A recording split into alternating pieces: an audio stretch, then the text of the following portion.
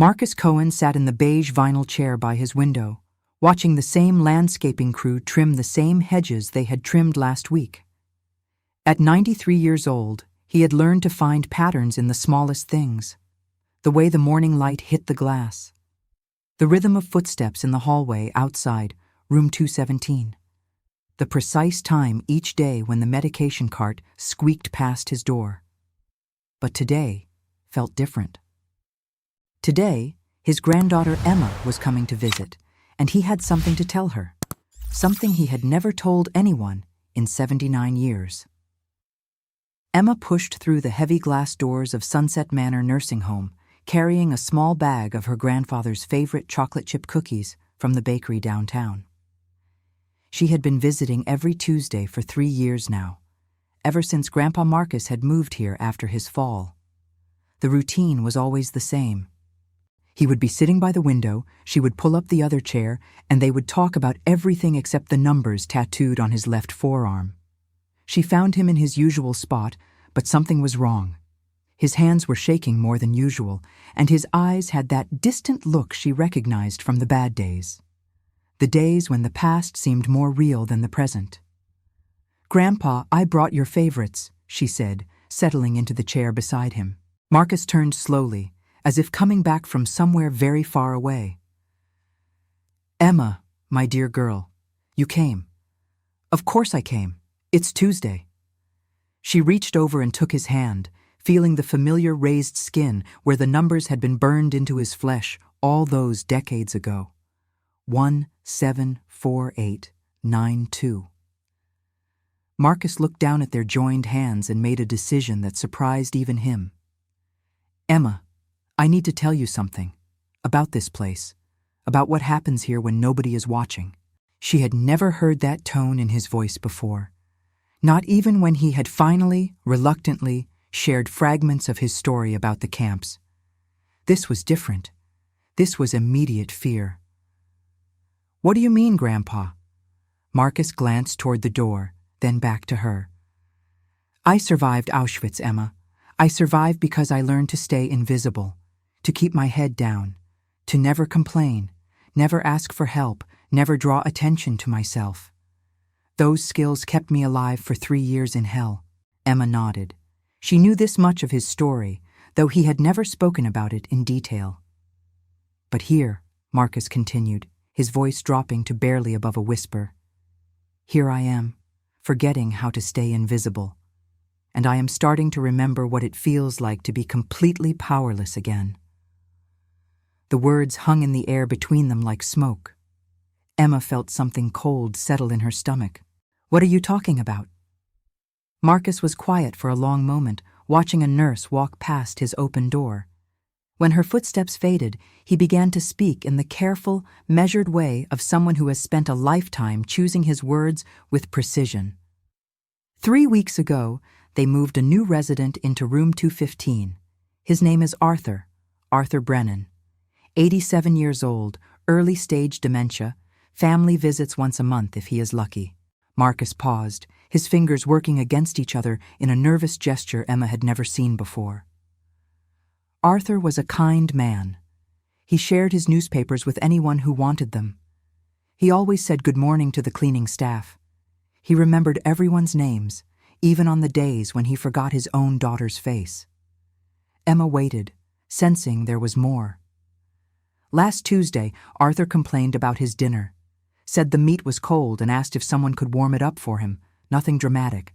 Nothing rude, just a simple request from an old man who was hungry. Marcus stopped talking and stared out the window for so long that Emma wondered if he had forgotten she was there. Finally, she prompted gently, "What happened?" The night shift nurse, Patricia, she did not like being questioned. She took Arthur's dinner away and told him he could eat what he was given or go hungry. Arthur apologized. He said he did not mean to cause trouble, but it was too late. The chocolate chip cookies sat untouched in Emma's lap as she listened to her grandfather's voice grow quieter and more strained. The next morning, Arthur was different, confused, more confused than usual. He kept asking for his medication, said he felt strange, felt sick, But when his daughter called, Patricia told her he was having a bad day with his dementia, that it was normal, that it was expected. Marcus turned to face Emma directly, and she saw something in his eyes that made her breath catch. It was the same look she had seen in old photographs from the liberation of the camps. The look of someone who has witnessed unspeakable things and survived to carry the weight of that knowledge. For 5 days, Arthur deteriorated. He stopped eating, stopped talking, just sat in his chair, staring at nothing. His daughter came on Saturday morning and found him like that. She demanded to know what had happened to her father. And what did they tell her? They told her it was the natural progression of his disease, that sometimes dementia patients decline rapidly and without warning. They used big medical words and spoke with authority, and she believed them because why would she not believe them? Emma felt her heart starting to race. "Grandpa, what are you saying?" Marcus reached into the drawer of his bedside table and pulled out a small notebook, the kind with a marbled cover that cost 99 cents at the drugstore. "I have been keeping track, Emma, writing down what I see, what I hear, what happens to people here when they become inconvenient." He opened the notebook, and Emma saw pages covered in her grandfather's careful handwriting. Names, dates, descriptions of incidents. Mrs. Rodriguez in room 221. Complained about being left in wet sheets for hours. 2 days later, she fell in the bathroom during the night shift. Broke her hip. The family was told she must have gotten confused and tried to get up alone. Marcus turned the page. Mr. Patterson in room 209 asked to speak to the administrator about the quality of care. The next week, his pain medication was mysteriously reduced. When he complained about the pain, he was told he was becoming addicted and needed to be weaned off for his own good. Page after page of names and stories. Emma felt sick. Thomas Wright in room 225, 91 years old, sharp as a tack, family visits every day. He started asking questions about missing personal items from his room, started suggesting that maybe someone should install security cameras in the common areas. Marcus looked up from the notebook. Thomas died 3 days later. Heart attack in his sleep. Very sudden. Very convenient. Emma stared at her grandfather, trying to process what she was hearing. "You think someone is deliberately hurting residents?" "I do not think, Emma. I know. I have seen this before. I have lived through this before. The systematic targeting of people who cannot fight back. The careful documentation that makes everything look normal and natural. The way complaints disappear and troublemakers become statistics." The room felt smaller suddenly, the cheerful yellow walls more like a cage than a comfort. "But Grandpa, this is different. This is America. This is 2024. There are laws, regulations, inspections." Marcus closed the notebook gently. "Emma, my dear girl, evil does not announce itself with uniforms and barbed wire. Sometimes it wears scrubs and carries a clipboard. Sometimes it speaks softly and files proper paperwork and makes everything look legitimate and professional." Emma stood up abruptly, pacing to the window and back. "We have to do something. We have to report this. Call the authorities, call the state health department, call someone." "With what proof?" "A notebook filled with the observations of a 93-year-old Holocaust survivor who might be suffering from paranoia or dementia himself." "That is what they will say, Emma. That is what they will believe." The truth of his words hit her like a physical blow. She sank back into her chair, feeling helpless in a way she had never experienced before. Marcus reached over and took her hand again. "There is more, Emma. Something that happened yesterday that made me realize I cannot stay quiet any longer." She looked at him, afraid to hear what came next, but knowing she had to listen. "A new resident arrived yesterday morning, Rebecca Martinez, 78 years old, mild stroke, still mostly independent but needs some assistance with daily activities. Her family chose this place because it has a good reputation, good online reviews, clean facilities." Marcus paused, his grip on Emma's hand tightening slightly. Rebecca is exactly the kind of resident this place wants. Quiet, compliant, family that pays bills on time but does not visit too often. She should have been safe here. Should have been able to live out her remaining years with dignity and peace. Should have been. Last night, during the late shift, Rebecca called for help. She needed assistance getting to the bathroom, nothing unusual, nothing demanding. But it was Patricia's shift, and Patricia was busy with her phone, watching videos with headphones in. Emma felt her stomach clench. Rebecca called for help 3 times. I heard her from my room, her voice getting more desperate each time. Finally, she tried to get up by herself. She fell, hit her head on the corner of the bathroom door. Marcus stopped talking, but Emma could see the rest of the story in his eyes. When Patricia finally responded to the call light, she found Rebecca unconscious on the floor. There was blood. Not a lot, but enough.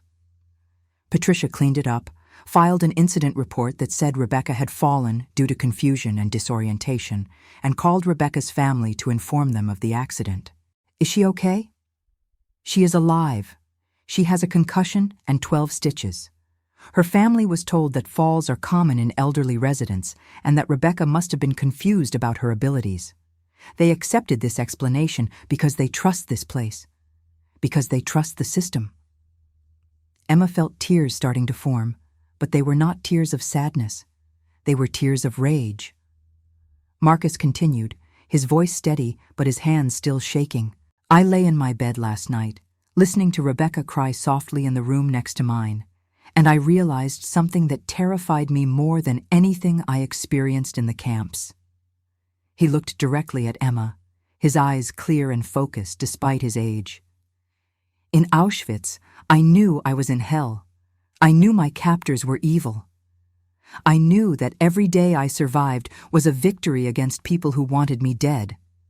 But here, Emma, here I am supposed to be safe. Here I am supposed to be cared for. Here the people who hold power over my life are supposed to be helping me. The weight of his words settled between them like a stone. That makes the cruelty so much worse. In the camps, I could hate my enemies. Here, I am supposed to be grateful to the people who are slowly killing me with neglect and indifference. Emma wiped her eyes with the back of her hand. What do you want me to do, Grandpa? Tell me what to do, and I will do it. Marcus smiled for the first time since she had arrived. It was a sad smile, but it was real. I want you to help me become visible again, Emma. I want you to help me remember how to fight back. I spent 79 years learning to stay quiet, to not make waves, to be grateful for small mercies. But I am 93 years old, and I do not have time to be polite anymore. Emma leaned forward. What do you mean? Marcus opened his notebook again and turned to a fresh page. I mean, we are going to document everything. Every incident, every suspicious death, every family that was lied to. We are going to build a case that cannot be ignored or dismissed. How? You are going to help me install a small camera in my room. Nothing fancy, nothing obvious. Just something that can record what happens during the night shifts when no family members are around to witness. Emma felt a surge of hope mixed with fear. Is that legal? It is legal for a resident to have security equipment in his own room for his own protection. I checked. Marcus smiled again, and this time there was something fierce in it.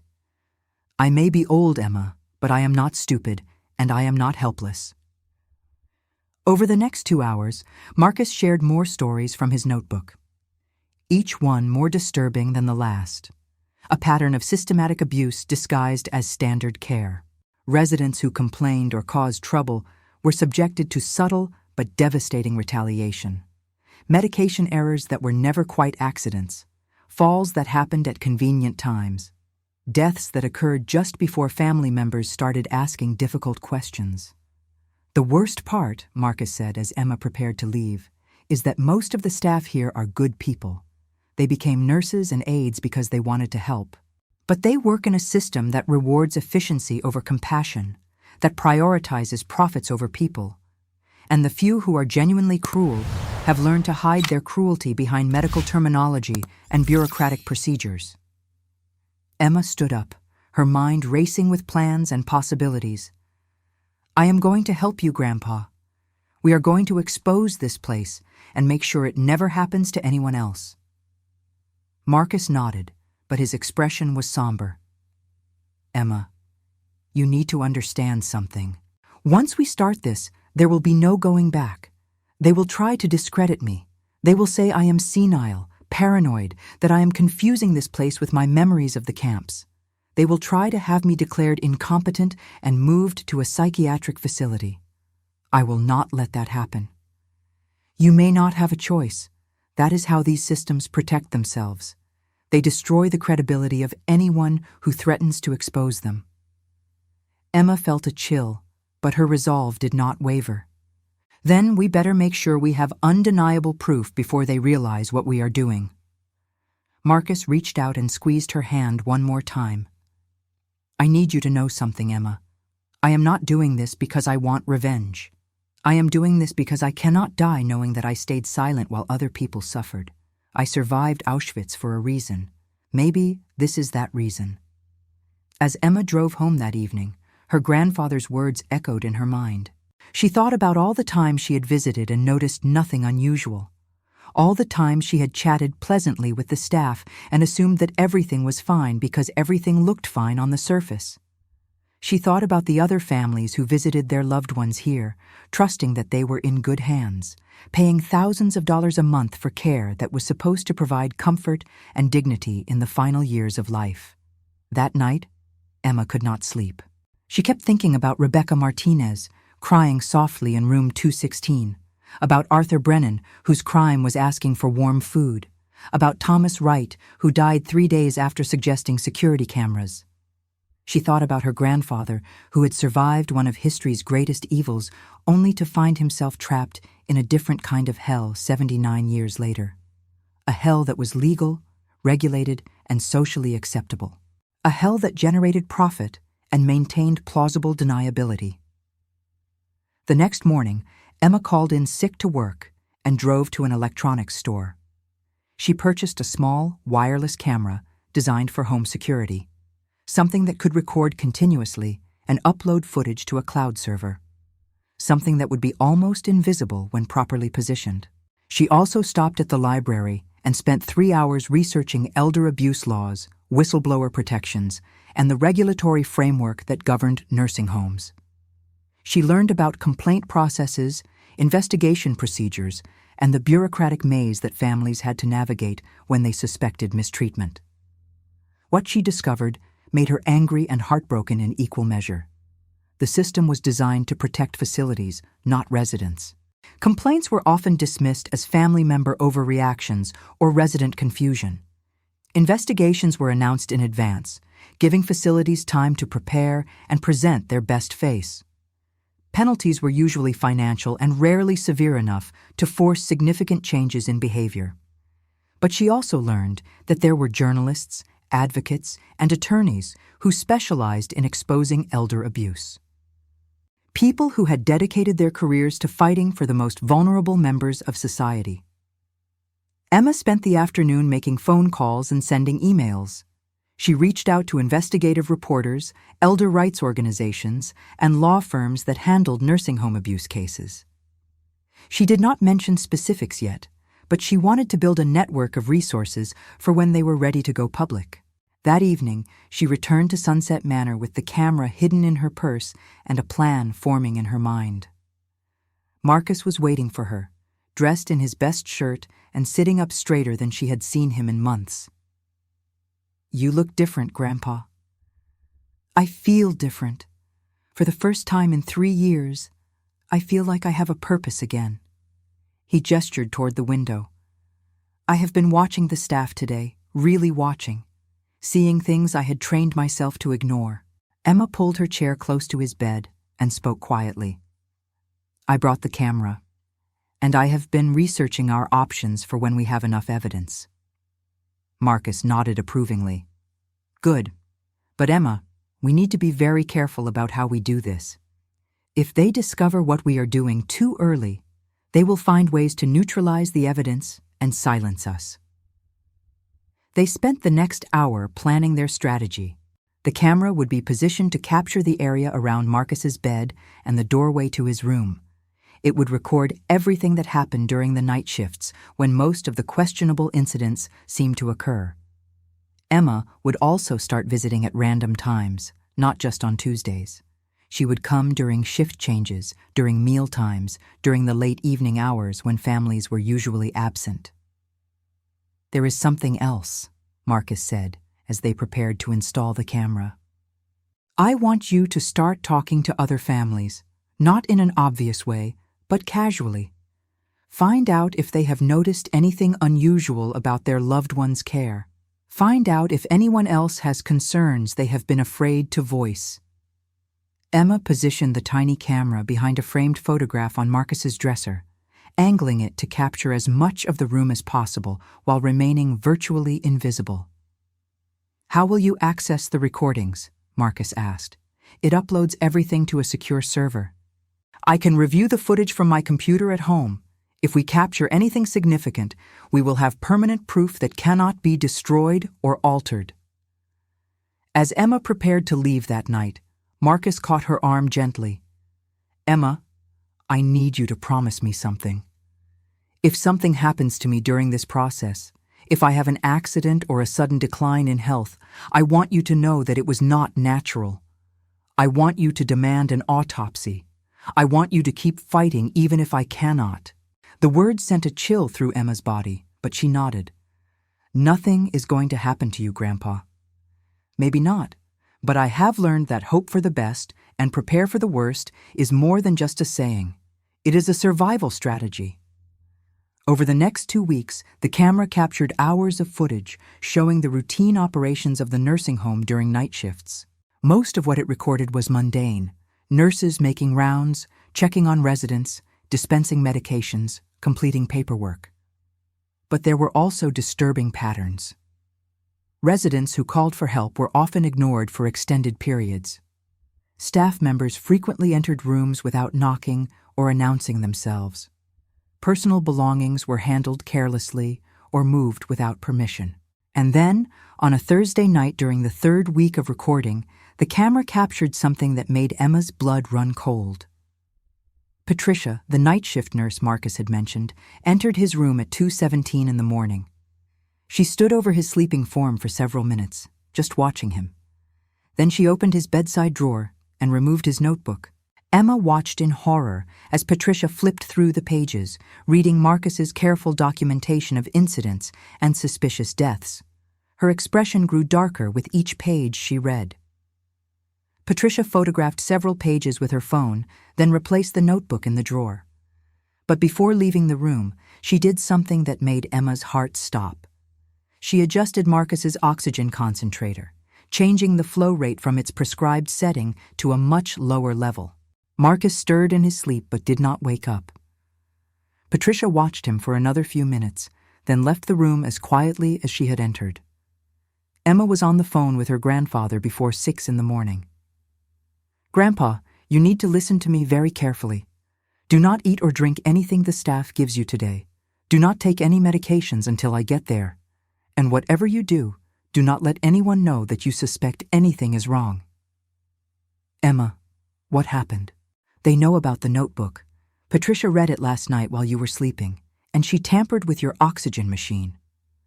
The silence on the other end of the phone lasted so long that Emma wondered if the call had been disconnected. Finally, Marcus spoke, and his voice was steady despite the circumstances. "How long do we have?" "I do not know, but we need to move fast. I am calling that investigative journalist I contacted last week, and I am coming to get you out of there today." "Emma, wait. If we run now, they will destroy all the evidence and continue hurting other people. We need to finish what we started." Emma felt torn between the immediate need to protect her grandfather and the larger goal of exposing the systematic abuse at Sunset Manor. "Grandpa, they tried to kill you last night, and they failed. But if we disappear now, they will simply be more careful next time. We need to give the authorities something they cannot ignore or cover up. Emma closed her eyes, trying to think clearly despite her fear and anger. What do you want to do? I want you to call that journalist today. Give her everything we have so far. The notebook, the camera footage, the documentation you have been gathering. Tell her we need her to be ready to publish the story immediately if anything happens to me. And then what? Marcus was quiet for a moment.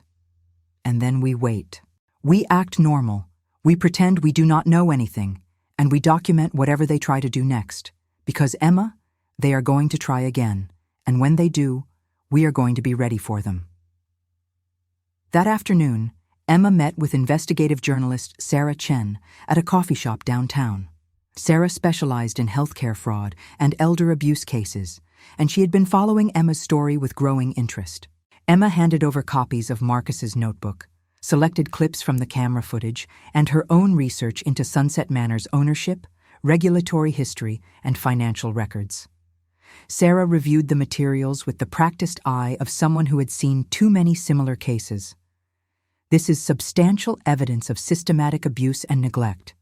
The camera footage of Patricia tampering with your grandfather's oxygen is particularly damning. What happens now? I need to verify some of the information independently and reach out to other families for additional testimony.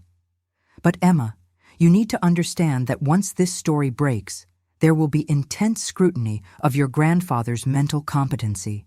They will argue that a 93-year-old Holocaust survivor might be confusing past trauma with present reality. Emma felt a familiar frustration. So even when we have proof, they will find ways to discredit him. They will try. But we have the camera footage, and that speaks for itself. Plus, I have been investigating Sunset Manor's parent company for months. Your grandfather's story fits into a larger pattern of abuse at facilities across 3 states.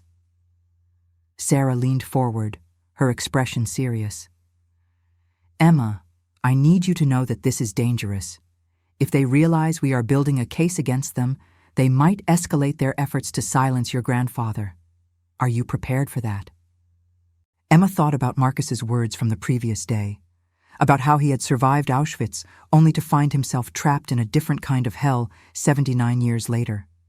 He is prepared for it. He says he did not survive the Holocaust just to die quietly, while other people suffer.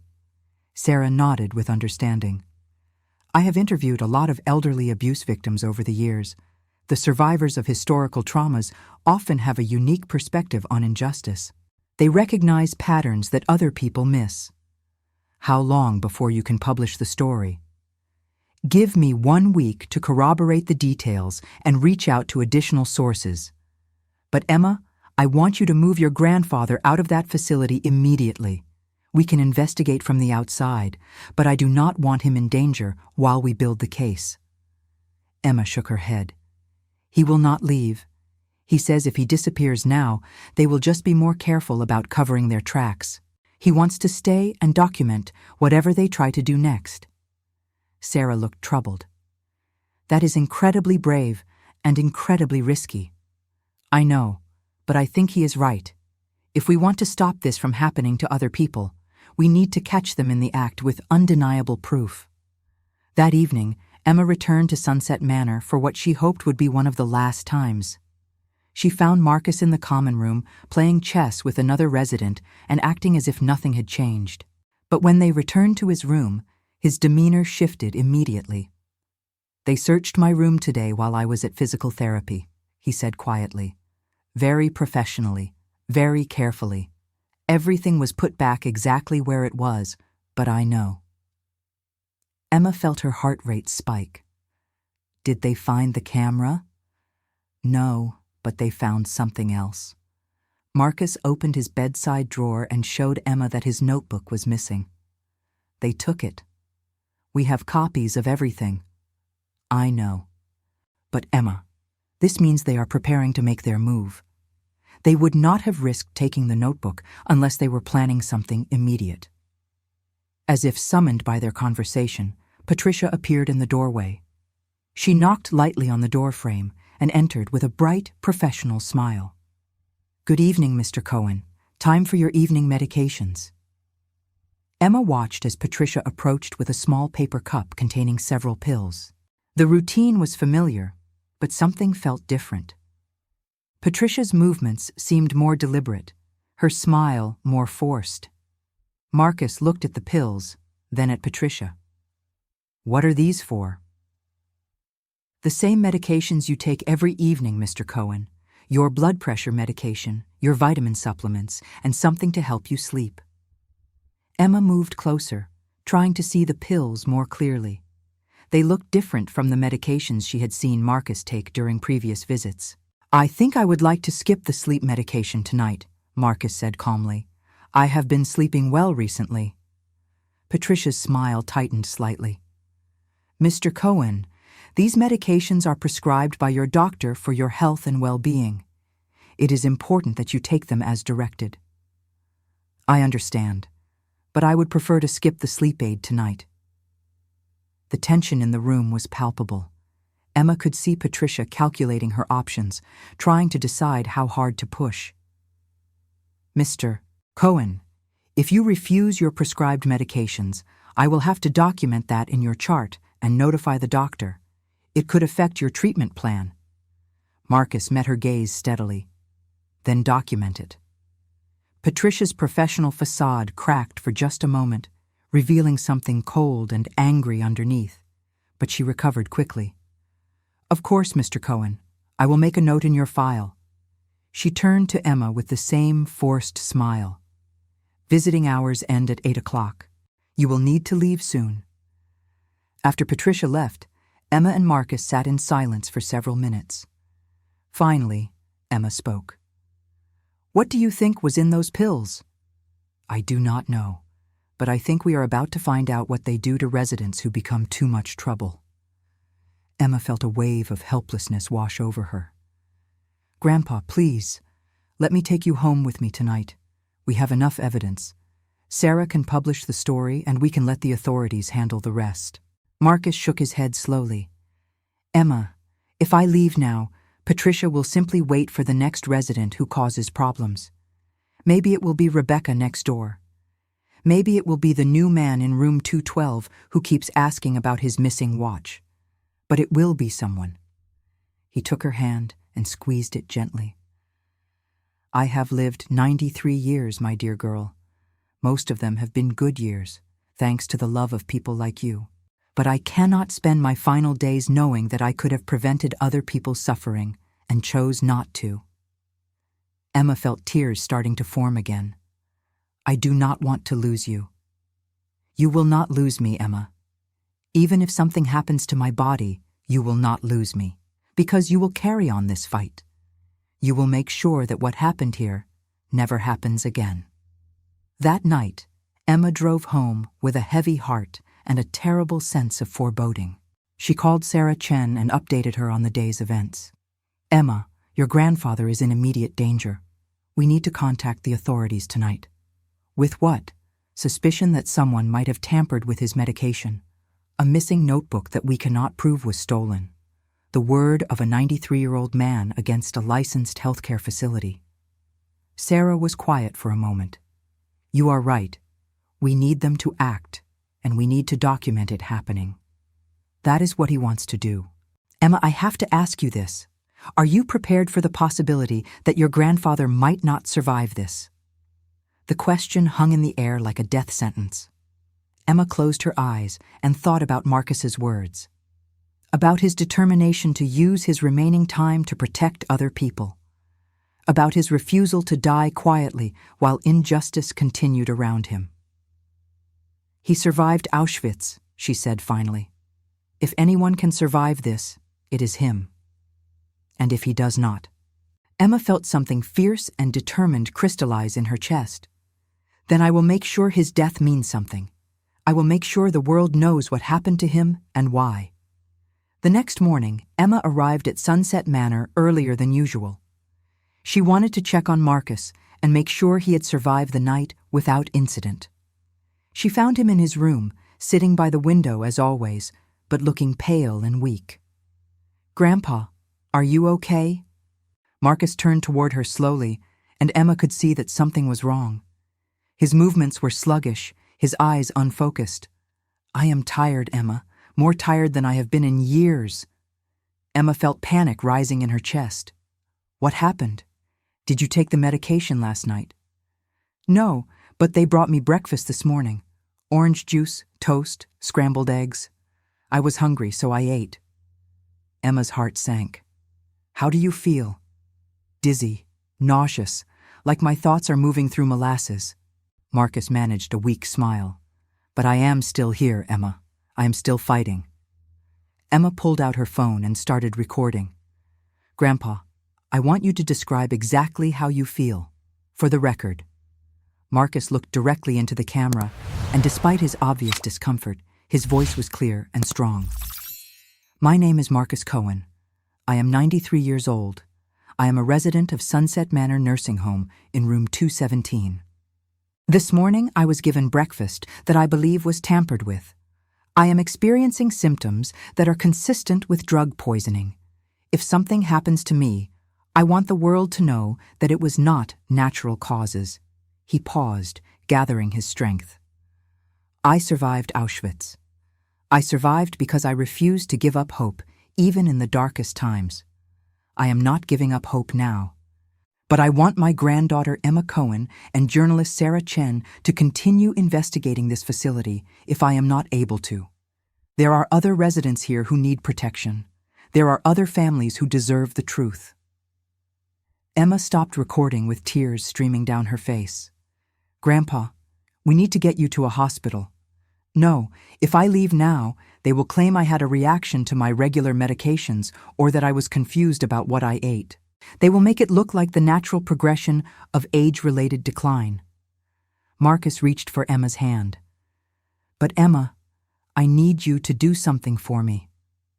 Anything. I need you to stay here today. Stay in this room with me. Be a witness to whatever happens next. Because if they are going to kill me, I want them to have to do it in front of someone who will remember." Emma felt her world tilting on its axis. The idea of sitting in that room, watching her grandfather slowly succumb to whatever poison they had given him, was almost unbearable. But she also understood the logic of his request. If he died alone, it would just be another unfortunate but unremarkable death of an elderly nursing home resident.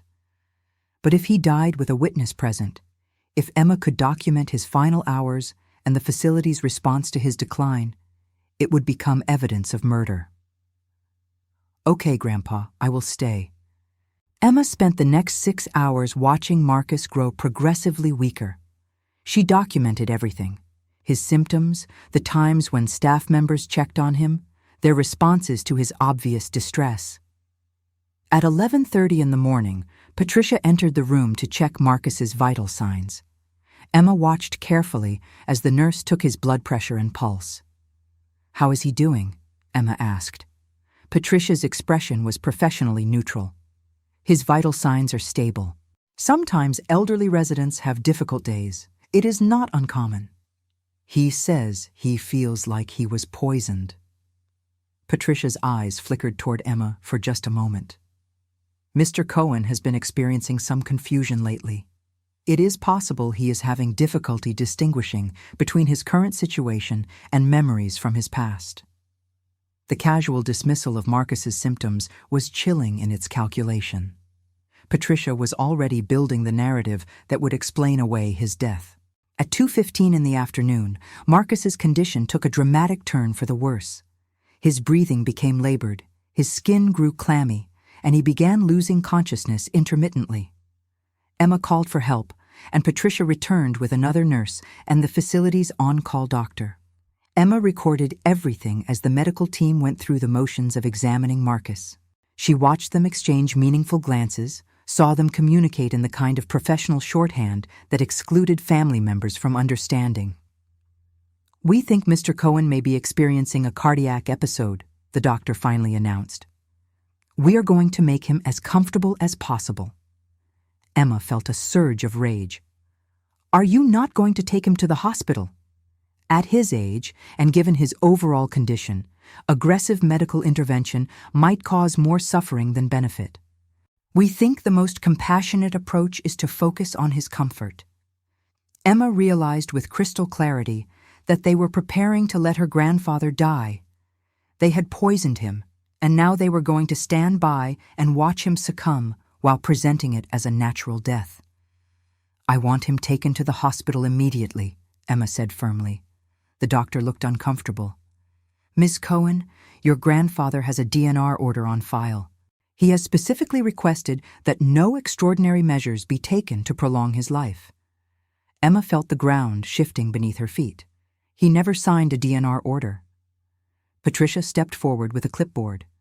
"Actually, he did, just last week. He said he wanted to ensure his wishes were respected." Emma looked at the document, seeing her grandfather's signature at the bottom. But something was wrong. The handwriting was shaky, uncertain, nothing like Marcus's usual careful script. "This signature does not look right. Mr. Cohen has been experiencing some tremors in his hands lately," Patricia explained smoothly. "It is not uncommon for elderly residents to have difficulty with fine motor control." Emma felt trapped in a nightmare. They had forged her grandfather's signature on a document that would allow them to let him die without medical intervention. But Marcus was not dead yet. Despite his weakened condition, he was still conscious, still fighting. Emma leaned close to his ear and whispered, "Grandpa, can you hear me?" Marcus's eyes opened slightly, and he managed a small nod. "I need you to tell these people that you want to go to the hospital. Can you do that?" Marcus gathered his remaining strength and spoke in a voice that was weak but unmistakable. "I want to go to the hospital. I do not want to die here." The doctor and nurses exchanged glances, clearly frustrated that their plan was not proceeding smoothly. "Mr. Cohen, you are confused," Patricia said gently. "You signed papers saying you wanted to be comfortable in your final hours. We are just trying to honor your wishes." Marcus looked directly at Patricia, and for a moment his eyes were as sharp and focused as they had been in his younger years. "I never signed anything," he said clearly, "and I am not dying of natural causes." The words hung in the air like an accusation. Emma continued recording, capturing Marcus's lucid statement and the staff's reaction to it. Finally, faced with a resident who was publicly contradicting their narrative and a family member who was documenting everything, the medical team reluctantly agreed to transport Marcus to the hospital. As the paramedics prepared to move him, Marcus caught Emma's hand one last time. "Emma, whatever happens next, remember what you promised me. Remember that this was not natural. Remember that there are other people here who need someone to fight for them." Emma squeezed his hand. "I remember, Grandpa. I will not let them get away with this." Marcus smiled weakly. "I am proud of you, Emma. You have given an old man the chance to matter again." Those were the last words Marcus Cohen spoke.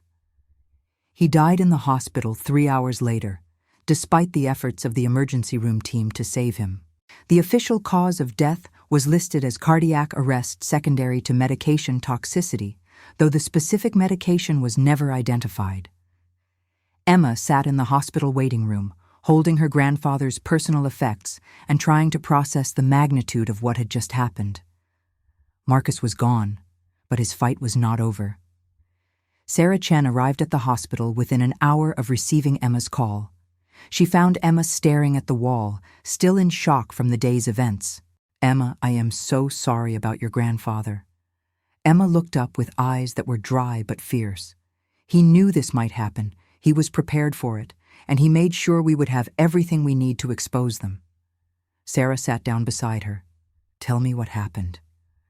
Emma recounted the events of the day, from Marcus's suspicious symptoms that morning to his final statement contradicting the forged DNR order. She showed Sarah the recordings she had made throughout the day. "This is powerful evidence, Emma. Combined with the camera footage and your grandfather's notebook, we have a compelling case for systematic elder abuse and possibly murder." Emma felt a strange sense of calm settling over her. The immediate crisis was over. Marcus was beyond their reach now, but his legacy, His final act of defiance was just beginning. "When can you publish the story?" "I can have it ready by tomorrow morning. But Emma, once this goes public, there will be intense scrutiny. The facility will deny everything. They will question your grandfather's mental competency. They will try to paint this as the delusions of a traumatized Holocaust survivor." Emma stood up, feeling stronger than she had in hours. "Let them try. We have documentation. We have recordings. We have evidence that cannot be explained away." She looked at Sarah with determination that reminded the journalist of Marcus himself. "My grandfather survived Auschwitz because he refused to give up hope. He died fighting to protect other people from suffering the same fate he did. I am not going to let his death be meaningless."